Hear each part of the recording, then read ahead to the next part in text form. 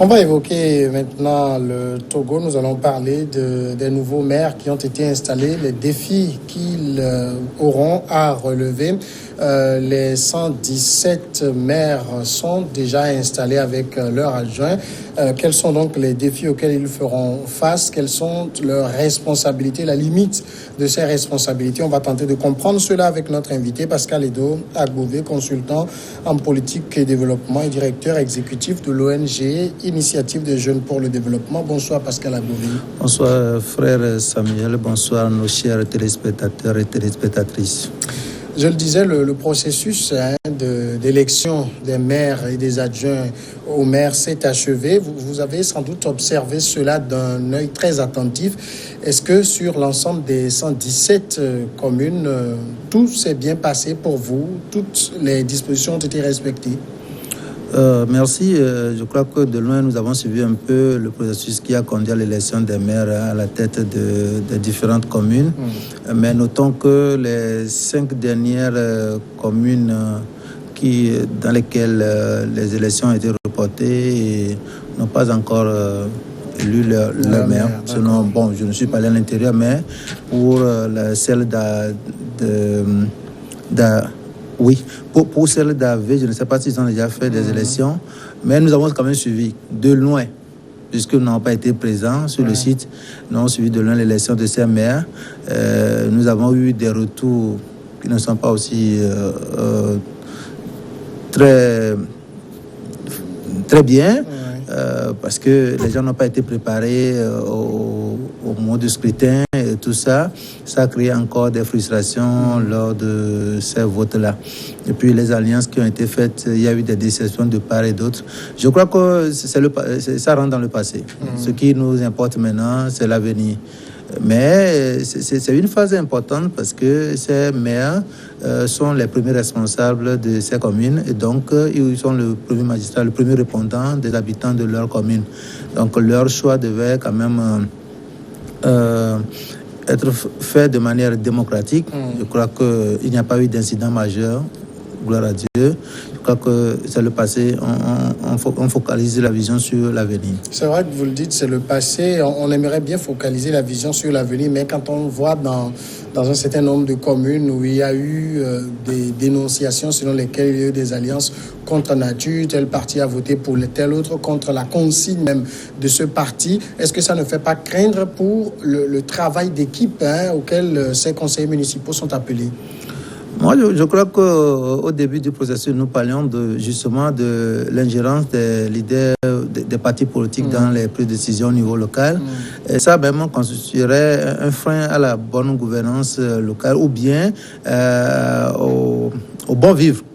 Ou bien à la bonne ambiance qui devait régner au sein du conseil municipal. Je me dis que les conseillers municipaux, une fois élus, ils sont en réalité quand même assez responsables pour savoir ce qui est bien pour leur commune. Donc, il faudrait que les partis puissent les laisser quand même opérer leur choix de manière consensuelle parce qu'il s'agira aussi de prendre des décisions importantes engageant la vie de la commune. Donc, les partis ne devraient pas toujours imposer leur veto ou bien leur décision aux conseillers municipaux. Je pense que les leaders des formations politiques devraient faire confiance aux conseillers municipaux élus dans leurs différentes communes pour que ces conseillers puissent avoir la main libre de travailler de manière consensuelle avec leurs pairs afin d'assurer une bonne gouvernance locale. Je crois que ça aussi, c'est un défi à relever. Mais bon, les politiques, comme vous le savez, ils sont là pour parfois défendre plus leurs intérêts. Donc, si leurs intérêts se sentent un peu menacés, il y a toujours des frustrations. Nous les comprenons naturellement, mais je ne pense pas que cette situation constituerait quand même un frein à la bonne collaboration entre les conseillers municipaux pour la bonne gestion des affaires de la commune.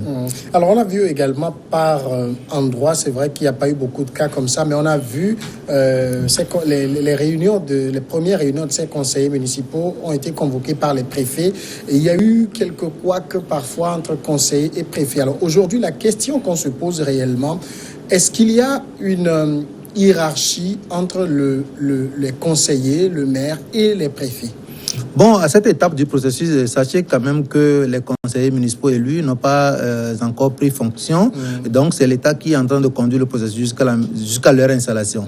Donc, jusqu'à ce jour, je crois que c'est l'État qui est en train de prendre les grandes décisions.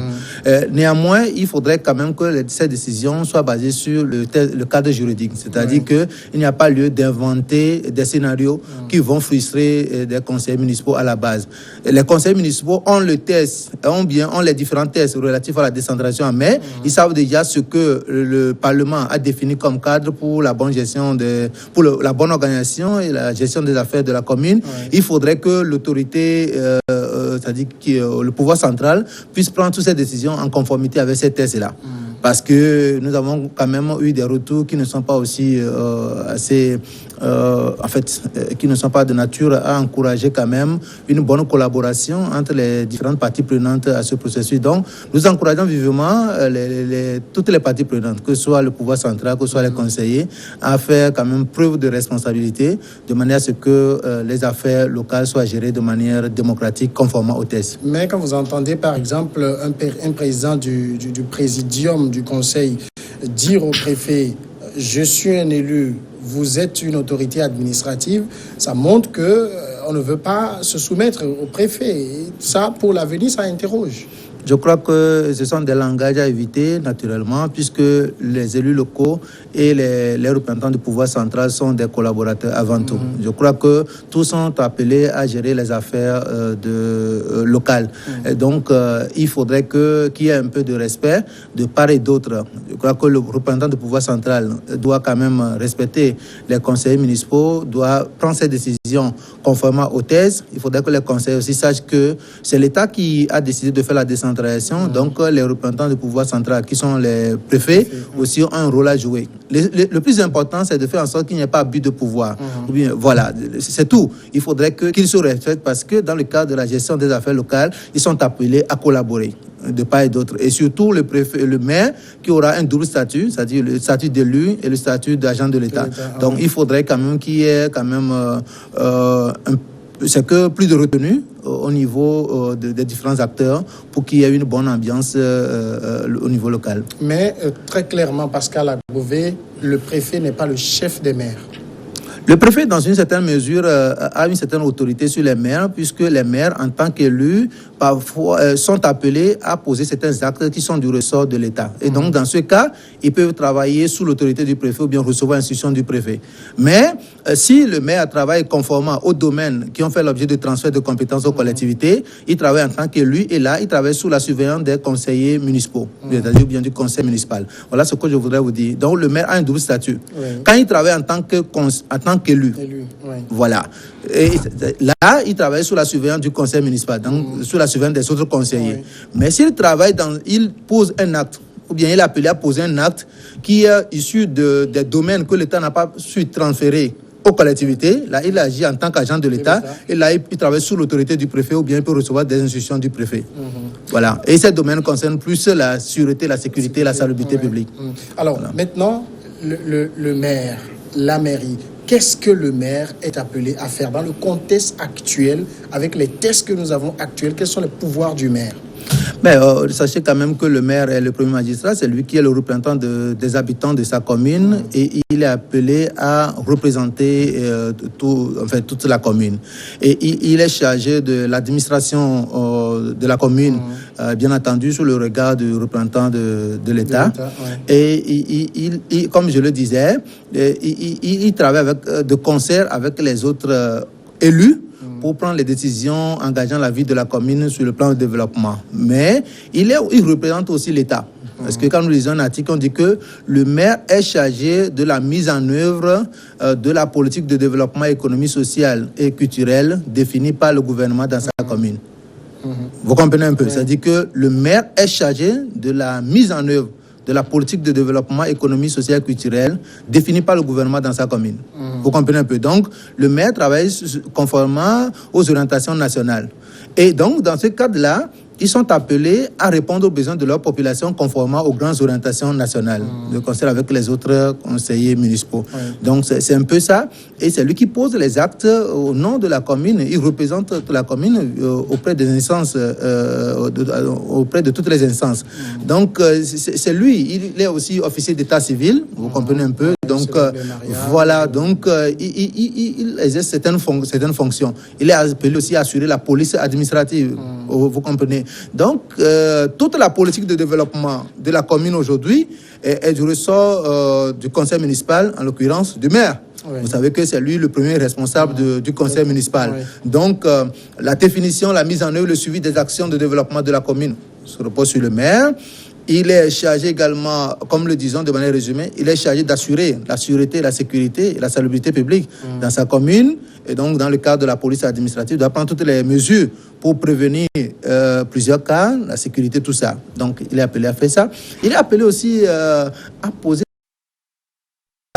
et qui est appelé, par exemple, à signer les actes, les accords de, voilà, les jumelages, tout. C'est lui qui pose les grands actes au nom de la commune. Donc, ce n'est plus le préfet. Le préfet, il a son rôle à jouer.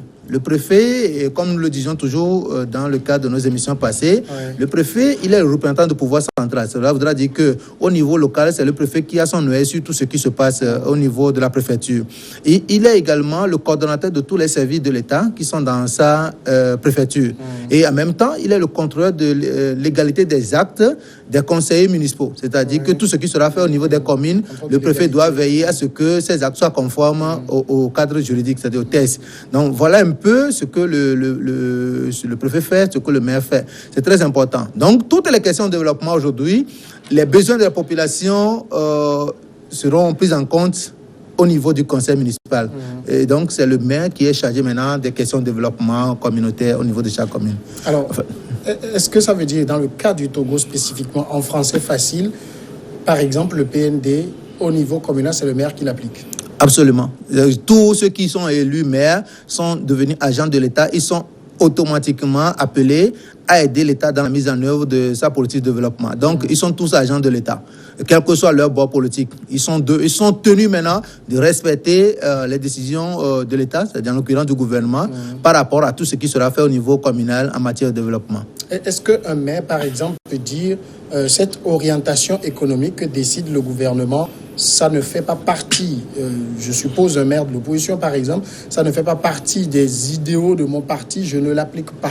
Non, les maires ne sont pas élus par leur parti. Les maires sont élus d'abord par les conseillers qui ne sont pas forcément issus de sa formation politique. Donc le maire, selon les tests, il est élu, il travaille conformément aux orientations nationales et il est un agent de l'État chargé de mener les actions de développement de sa commune conformément aux orientations nationales. N'oublions pas que selon la Constitution, la décentralisation est prévue à l'article 141. Mais quand nous lisons l'article 142 de la Constitution, il est prévu que l'État doit veiller au développement harmonieux des collectivités territoriales. C'est pour cette raison qu'il est important que l'État prenne des mesures pour définir des orientations nationales, pour que toutes les collectivités travaillent dans ce sens afin d'avoir des indicateurs d'appréciation. Vous comprenez un peu? Donc, toutes les collectivités territoriales aujourd'hui sont appelées à contribuer à la mise en œuvre du plan national de développement. Alors, ça veut dire même si on se retrouve par exemple dans une commune, je suppose de 19 conseillers, et où un parti a à lui seul 12 ou 14 conseillers, il n'applique pas la vision de son parti? Non, pas du tout. Ils n'ont pas ce pouvoir. Les partis, ce parti doit attendre d'abord les élections présidentielles. Quand il sera à la présidence, il pourra quand même faire ce qu'il veut. Mais pour l'instant, tous les partis politiques, c'est-à-dire tous les conseillers, tous les conseils municipaux, tous les maires que nous avons aujourd'hui sont appelés à accompagner l'État dans la mise en œuvre du plan national de développement. Alors, pourquoi se bat-on alors au sein des partis politiques pour contrôler les communes? D'abord, il y a plusieurs raisons. Mais je crois que pour les politiques, essentiellement, il y a d'abord des avantages pécuniaires. Il y a des privilèges aussi liés à ces fonctions. Puisque quand nous regardons de près, certains conseillers n'ont pas forcément l'expertise qu'il faut, n'ont pas même compris les enjeux, les défis liés à la décentralisation avant de s'engager. Donc pour nous, au départ, c'était même estimé que c'est une opportunité pour avoir de l'argent, ou bien c'est-à-dire que pour avoir un emploi. C'est un peu ça. Pour d'autres, ils veulent occuper ces postes-là pour avoir certains positionnements au sein de leur parti politique pour peut-être arriver à un niveau plus élevé. Donc, je crois que les raisons sont diverses, mais ce qu'il faut noter, il y a quand même ce désir des Togolais de pouvoir contribuer au développement de leur localité. Il faut quand même saluer cela. Je crois que si ce n'était pas le cas, ils n'allaient pas s'intéresser à la décentralisation. Donc, c'est là où la question de défi revient fondamentalement, parce que on a maintenant occupé le poste qu'on veut. Voilà, on veut devenir conseiller municipal, on veut devenir maire. On a occupé maintenant le poste. Alors, qu'est-ce qui nous attend? Alors, ce n'est pas votre poste qui intéresse la population, ou bien ce n'est pas votre poste qui a amené l'État à faire la décentralisation. L'État veut confier la gestion des affaires locales aux citoyens capables de pouvoir l'aider dans la définition ou bien dans la résolution des problèmes de la population à la base. Donc, si vous avez occupé votre poste, c'est pour vous. Donc, c'est pour vous dire que quoi? Tout ce qui a été fait jusqu'à présent, c'est fait pour les partis politiques ou bien ceux qui veulent aller aux élections. Ça, c'est leur part. Ça. Ils ont déjà obtenu leur part. La population n'a rien gagné pour le moment. Ce qui les attend maintenant, c'est ça qui constitue quand même les priorités de la population. Ça veut dire que maintenant, dès qu'ils prendront fonction, il faudrait qu'ils soient en mesure de mettre en place une administration efficace pour offrir des services de qualité à la population. Il faudrait qu'ils soient en mesure de pouvoir créer une alliance des forces vives locales pour pouvoir travailler en synergie avec les organisations des citoyens au niveau de leur commune. Il faudrait qu'ils soient en mesure de susciter la participation citoyenne aux actions de développement de la commune.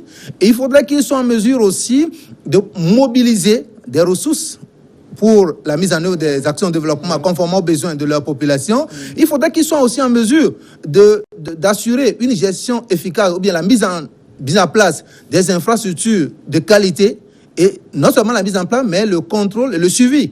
Parce que parfois, ces collectivités n'ont pas l'expertise nécessaire pour la mise en place des infrastructures, c'est-à-dire des équipements. Cela demande assez d'expertise. Donc, actuellement, les communes, en réalité, ou bien les mairies, n'ont pas encore cette expertise.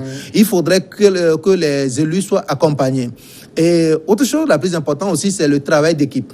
Parce qu'au niveau de ces conseils, on a des responsables issus de différents bords politiques. Il va falloir qu'ils puissent quand même faire un effort de collaborer, de s'entendre sur l'essentiel. Sinon, les conflits aussi peuvent entraîner le dysfonctionnement au niveau du conseil municipal. Et cela peut occasionner, par exemple, la dissolution du conseil. Je tiens à le dire au passage. Selon la loi, s'ils n'arrivent pas à s'entendre pour travailler ensemble dans l'intérêt de leur population, alors, s'il y a dysfonctionnement, le gouvernement sera appelé à dissoudre certains conseils municipaux. Donc, c'est très important que les conseils comprennent ces enjeux pour pouvoir mieux faire le travail. Mais est-ce que, quand on regarde quand même tout cela aujourd'hui, est-ce qu'on peut se dire que les conseils municipaux ou bien le maire est autonome? Parce que s'il est agent de l'État et que même il est chargé de la mise en œuvre de la politique sociale, économique et tout de l'État au niveau communal, mais quelle est sa contribution à lui? Non, le maire, il est autonome, mais il n'est pas totalement indépendant parce que son statut ne lui permet pas d'être totalement indépendant. Il est autonome, c'est-à-dire qu'il gère sa commune de manière autonome conformément aux thèses. C'est-à-dire que le maire n'a pas de supérieur hiérarchique qui lui dit ce qu'il doit faire. Ça, c'est ce qu'il faut noter. Donc, le maire collabore avec les autres conseillers pour définir pour prendre les grandes décisions engageant la vie de la commune. Et le plus important, c'est de se conformer au cadre juridique. C'est-à-dire que tout ce qui sera fait dans le cadre de la décentralisation se fera conformément aux thèses. Donc, c'est très important à noter cela. Mais en matière de développement, ils ont des orientations nationales, mais ils sont appelés à définir des actions qui correspondent réellement aux besoins des habitants de leur commune. Ce qui voudra dire que si une commune a besoin, les habitants d'une commune ont besoin de l'eau, de l'autre côté, ça peut être la santé. De l'autre côté, ça peut être les affaires économiques, l'appui aux Vous comprenez un peu. Cela voudra dire qu'ils doivent savoir maintenant comment définir leur plan de développement en fonction des réalités locales. Vous voyez un peu. Mais ils n'ont pas, ils ne reçoivent pas des ordres des ministres. Le préfet, par exemple, il est représentant du pouvoir central, mais il dépend de son ministre. Le ministre de l'administration territoriale donne des instructions au préfet. Les maires n'ont pas de supérieur hiérarchique qui leur donne des instructions. Néanmoins, certaines institutions peuvent venir si ils sont appelés à poser certains actes au nom de l'État dans leur commune. Comme je vous le disais, en tant qu'élu, ils travaillent de manière autonome. Selon les domaines qui ont fait objet de transfert de compétences. Mais s'ils doivent mener certaines actions au nom de l'État dans leur commune, certaines institutions peuvent arriver. Et là, c'est comme ils sont en train, on les délègue pour dire d'accord, voilà, en tant qu'agent de l'État, selon votre statut, faites ceci au nom de l'État dans votre commune. Et tout ça, en réalité, c'est pour augmenter un peu le pouvoir des maires. Et donc, cette augmentation de pouvoir les oblige parfois à suivre certaines institutions venant de l'État. Et je le répète encore, tout ceci dans l'intérêt des habitants de leur commune. Ce n'est pas pour servir l'intérêt de quelqu'un, mais toute décision qui viendra de l'État aussi doit concourir au bien-être des habitants de la commune que le maire est appelé à gérer. Alors, dans le cas actuel et avec les tests que nous avons aujourd'hui, la loi sur la décentralisation, qu'est-ce que le maire ne peut pas faire ? Le maire, d'abord, il est limité dans les actions même de développement, puisque quand nous lisons les tests, les communes sont appelées à intervenir dans certains domaines, mais les domaines, même à un certain niveau, sont partagés. C'est-à-dire que ils sont appelés, par exemple, à intervenir dans le domaine de la santé ou bien éducation, mais il ne peut pas tout faire. Cela veut dire qu'il y a des limites entre les actions de la commune, des collectivités et l'État. Et là, au niveau des collectivités, même, il y a répartition. Parce que bientôt, plus tard, on fera les élections des conseillers régionaux. Donc, au niveau de la décentralisation, l'État a confié des pouvoirs, des compétences aux collectivités, mais ces compétences aussi sont partagées. C'est vrai qu'il y a la superposition du territoire, mais, par exemple, le maire ne peut pas construire un bâtiment au niveau du lycée. Oui. Vous comprenez un peu? Alors, son pouvoir se limite au niveau du préscolaire et puis du primaire. Donc, les lycées, c'est confié à la région. Voilà, c'est que le lycée, par exemple, ce sont les conseillers municipaux, les conseils régionaux qui seront élus plus tard, qui seront chargés de gérer les questions, en fait, les questions relatives aux besoins des établissements du secondaire, en fait, du deuxième cycle secondaire. Vous comprenez un peu? Donc, il faut connaître ces tests-là. Je crois que c'est un défi aussi. Est-ce que les élus maîtrisent vraiment les tests? Sinon, s'ils ne maîtrisent pas des tests, chaque fois, il y aura des bagarres entre eux et les préfets. Et s'ils ne savent pas faire, chaque fois, le juge administratif sera saisi. Et ça aussi, je ne sais pas si tous ces instances sont déjà mises en place, parce que bientôt, les conseils municipaux vont prendre fonction et il y aura quelques difficultés entre peut-être le représentant du pouvoir central et les élus. Oui, le maire, il faudrait que les tribunaux administratifs soient installés rapidement pour pouvoir régler ces différends. Donc, voilà un peu ce qui va se passer. Donc, il y a ça, mais il ne faudrait... Mais en matière de sécurité, il y a un article qui dit que le préfet peut intervenir même dans certains cas pour prendre une décision au nom du maire. Si les mesures ne sont pas prises par les autorités locales, le préfet peut intervenir, mais cela intervient aussi au cas où le préfet adresse une mise en demeure qui reste sans réponse. Donc, il y a beaucoup de choses à noter. Je ne pense pas que l'émission nous permet d'aborder les différents cas concernant le rôle du maire, c'est-à-dire ses limites par rapport aux actions de l'État. Voyez-vous? Et puis, le mécanisme de fonctionnement même est compliqué. C'est-à-dire que la commune sera appelée à mener un certain nombre d'actions de développement, mais s'appuiera plus sur les structures de l'État qui existent déjà dans la commune. Et là aussi, une collaboration sera établie entre la mairie et les structures de l'État à travers un contrat. dont le responsable au niveau étatique est le préfet. Donc, il faut connaître beaucoup de choses en réalité dans le cadre de cette décentralisation. Sinon, nous risquons de retarder encore notre développement. Parce que quand il y a un petit conflit, cela nécessitera beaucoup de temps pour sa résolution. Donc, le plus important pour nous, c'est d'être aux côtés de ces conseillers municipaux, bien surtout aux côtés des maires, pour les aider un peu, les coacher un peu dans la gestion des affaires locales pour qu'il n'y ait pas trop de conflits. Prévenir les conflits nous aiderait à aller plus vite que de créer des conflits et de perdre beaucoup de temps pour les régler.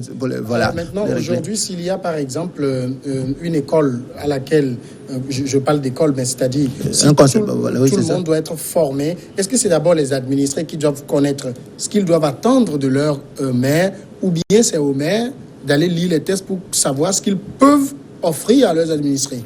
Je crois que nous tous, nous devons être à l'école de la décentralisation. C'est-à-dire que d'abord, les élus même ne sont pas totalement bien formés. Donc, il faut d'abord qu'ils soient bien formés. Il faudrait que eux, ensemble avec les autres acteurs, notamment les organismes de la société civile qui travaillent déjà sur la question, travaillent de concert pour sensibiliser l'ensemble des citoyens. Parce que le grand défi à relever aujourd'hui, c'est la participation citoyenne. Et là, je crois que chaque citoyen doit comprendre que la décentralisation est une bonne chose, mais si nous nous mettons à l'écart, nous allons regretter. Parce que les élus seuls ne pourront pas tout faire. Donc, il va falloir que nous puissions comprendre les avantages, les droits et les devoirs que nous avons dans le cadre de la décentralisation afin de pouvoir tirer profit. Donc, je crois que les responsabilités sont partagées. Je ne parle même pas seulement des administrés. Il faudrait même que les ministres soient formés. Il faudrait que les directeurs centraux, généraux des différents ministères, il faudrait que les acteurs, les agents de l'État soient formés. Parce que le grand défi à relever aussi, dans un premier temps, c'est le transfert des compétences. Je ne parle pas de transfert de ressources, transfert de compétences. C'est-à-dire que les tests parlent bien de transfert de compétences de l'État aux collectivités, mais dans les faits, nous remarquons que souvent, il y a réticence au niveau des structures étatiques à transférer ces compétences aux collectivités. Vous aurez remarqué que les communes existaient, mais les ministères continuaient toujours pas à mener un certain nombre d'actions qui devaient être exécutées par les communes. Donc, s'il n'y a pas une formation à tous les niveaux, il y aura même difficulté de transfert de compétences. Donc, nous disons que pour que la décentralisation puisse marcher, il faudrait qu'on travaille sur la question. Comment l'État compte transférer les compétences? Parce que, selon les tests, le transfert de compétences devait se faire concomitamment avec le transfert de ressources. Et c'est dit même que si l'État veut confier une compétence à une collectivité, à une date donnée, il faudrait que l'État donne les mêmes ressources qu'il utilisait pour gérer ses compétences à cette collectivité. Donc, selon l'article 310, par exemple, de la loi. Donc, je me dis que pour que la décentralisation soit bénéfique aux populations, il va falloir que l'ensemble des citoyens soient suffisamment formés sur la question afin que nous puissions apporter notre contribution à la bonne gouvernance locale. Dernière question, Pascal Agbové. Est-ce que les réunions des conseils municipaux sont ouvertes aux populations? Absolument. Selon le cas juridique, une grande place est accordée aux citoyens. Les citoyens peuvent assister aux réunions des conseillers municipaux.